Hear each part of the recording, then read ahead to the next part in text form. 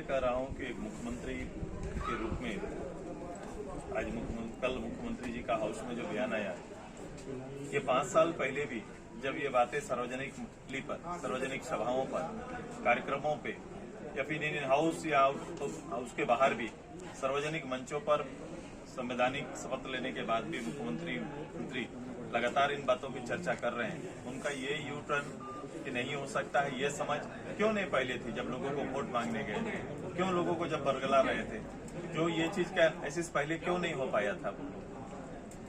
यही बात उन्होंने नौकरी पर भी कही। पिछले पूरा वर्ष हाउस के अंदर पब्लिक डोमेन पर जाकर उन्होंने स्पष्ट रूप से कहा था कि मैं पिछला पूरा मेरा नियोजन वर्ष है और मैं पूरा साल भर में 5 लाख नौकरियां दूंगा। ये स्पष्ट आपके अखबारों में भी है, आपके विजुअल में भी होगा और हाउस में भी रिकॉर्ड्स। कल उसका नया डिफिनेशन आ गया। वो कह रहे हैं कि मैंने नौकरी नहीं कहा था, मैंने रोजगार कहा था। ये इस तरह से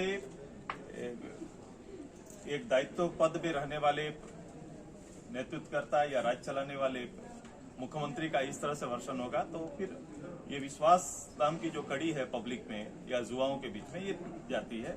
और हम लोग हर बार इस बात को लेकर चेता देते रहते थे कि ये सरकार वादा भी करेगी, ये सरकार गलत बातों का प्रचार कर रही है, सरकार गलत वायदे कर रही है। तो जितने भी वायदे और पोथी पढ़ी गई जिसके बल पर भ्रम फैलाकर लोगों को वोट लिया गया, वो सारे भ्रम है। कोई भी काम, एक भी मिशन इनका नहीं हो रहा है, एक भी काम में सरकार आगे नहीं बढ़ रही है। आपने देखा होगा कि मैं तो कह रहा था कि 3 लाख का आवास देने की बात कही थी। आपने देखा कि 3 लाख का आवास 2.5 साल तक किसी गरीब को नहीं मिला। 50,000 का एक टोकन देके छोड़ दिया गया। तो इस तरह से जितनी भी कमिटमेंट है इनके सारे धोखे हैं।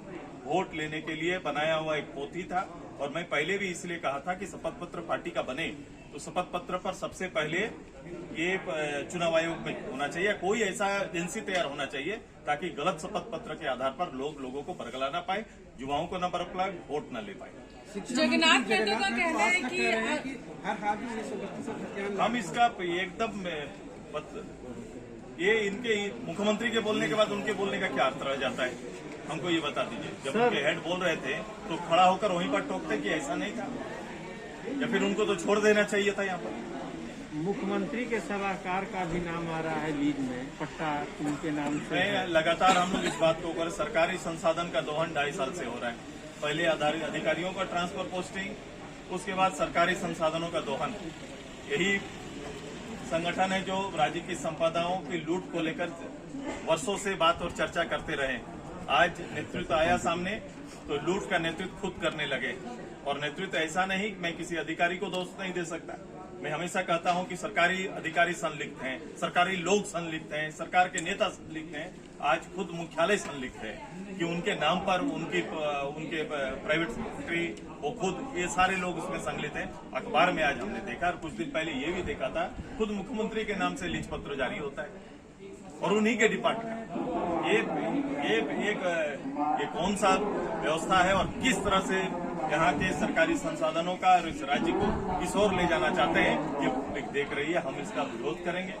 हम लगातार कह रहे हैं कि हम लोग ने इसीलिए घेराव किया था, तब तो इस तरह से व्यवहार किए जैसे कोई अपराधी धारा जिन विषयों को लेकर कर रहे थे।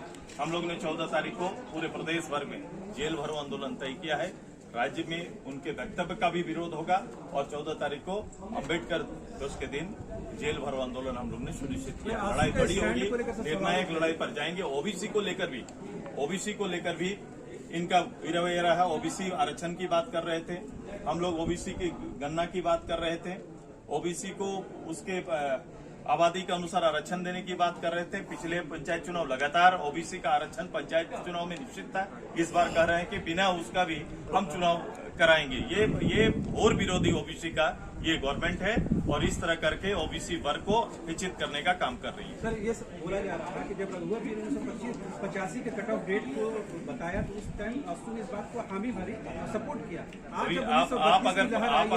आप अगर उस समय भी पत्रकार रहे होंगे और मैं इस बार 20 बार 25 बार 100 बार मैं इस बात को कहता रहा हूँ कि उससे पहले भी जब भी जिस सरकार ने भी, इससे पहले लाल जी की सरकार से प्रारंभ हुआ, हमारा स्पष्ट नीति है, स्पष्ट रूप से हम लोगों ने कहा है कि यहाँ का खतियाने आधार पर या अंतिम सेटलमेंट सर्वे को आधार देना है, उस आधार पर ही स्थानीयता का परिभाषित करना चाहिए। पिछली गवर्नमेंट में निश्चित रूप से आया, लेकिन उसका विरोध हमारी पार्टी ने किया। यहां से लेकर गवर्नर तक, यहां तक कि सड़क पर भी उतरकर पूरे 5 साल में मेरे कार्यक्रम को देखो, इन्हीं इशू के साथ अपनी ही गवर्नमेंट के खिलाफ में हम लोग लड़ते रहे।